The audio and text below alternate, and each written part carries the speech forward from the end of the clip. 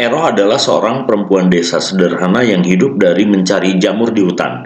Ia menjadi tulang punggung keluarga karena suaminya saat itu sedang sakit, sehingga tidak bisa berjalan.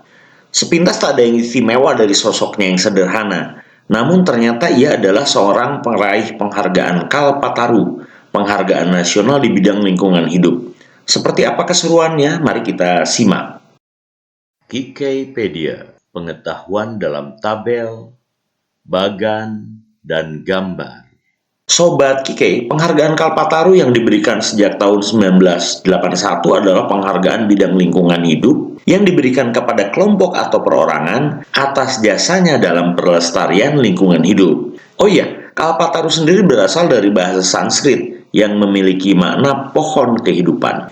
Hingga kini telah banyak yang menerima penghargaan ini, termasuk seseorang yang bernama Eroh, yang sering dipanggil dengan sebutan Ma Eroh atau Nyi Eroh. Perempuan asal Kabupaten Tasikmalaya, Jawa Barat yang hanya sempat mengenyam pendidikan hingga kelas 3 SD ini meraih Kalpataru kategori perintis lingkungan pada tahun 1988. Tepat setahun setelah seorang lelaki bernama Abdul Rojak yang sama-sama dari Tasikmalaya meraihnya pada tahun 1987. Sebagai seseorang yang tak berpendidikan tinggi, seorang Maero tentu tak pernah menyangka atau berencana untuk mendapatkan penghargaan bergengsi ini. Bahkan kemungkinan ia sebelumnya tak tahu bahwa penghargaan semacam ini ada.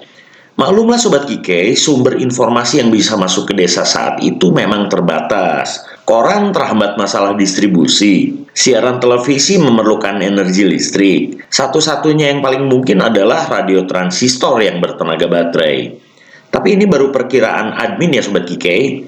Admin belum tahu apakah desanya Maero pada tahun 1988 itu sudah tersentuh oleh program listrik masuk desa, atau di desanya Ero sudah ada kelompok pendengar, pembaca, dan pirsawan, disingkat kelompok pencapir. Admin nggak tahu pasti, yang admin tahu pasti, Maero ini bukan perempuan kaleng-kaleng.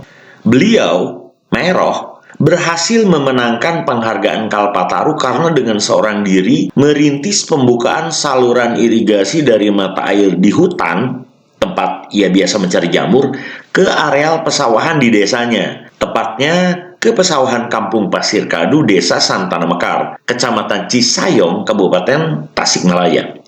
Upaya ini tidak mudah Sobat Kike, karena Maero harus mematas batuan cadas agar terbentuk saluran itu. Cadasnya miring, antara 60 hingga 90 derajat lah. Hingga Maero harus bergantung pada tali dari tanaman rambat, alias tali are dalam bahasa Sunda.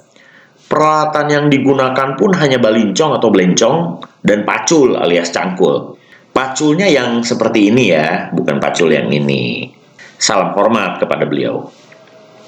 Awalnya nggak ada yang bantu loh Sobat Kike.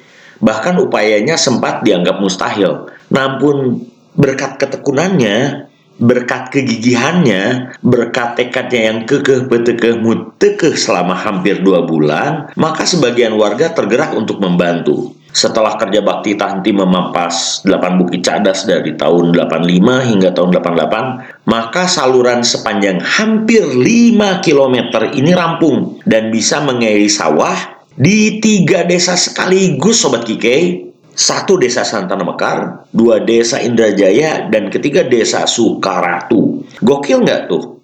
Hingga saat ini nama Maero tetap melegenda di Kabupaten dan Kota Tasikmalaya. Bagi Sobat Kike yang mau mendoakan Maero, admin persilahkan. Al-Fatihah. Di zaman now ini Sobat Kike, siapakah perempuan yang bisa seperti Maero? Bisa sekeren beliau? Bisa melanjutkan perjuangan beliau di bidang lingkungan hidup? Bisa menjadi motivator bagi banyak orang? Apakah beliau? Ataukah beliau? Siapapun itu, semoga bermunculan beliau-beliau perempuan yang lain. Baiklah Sobat Kike, sekian, terima kasih, dan hatur thank you.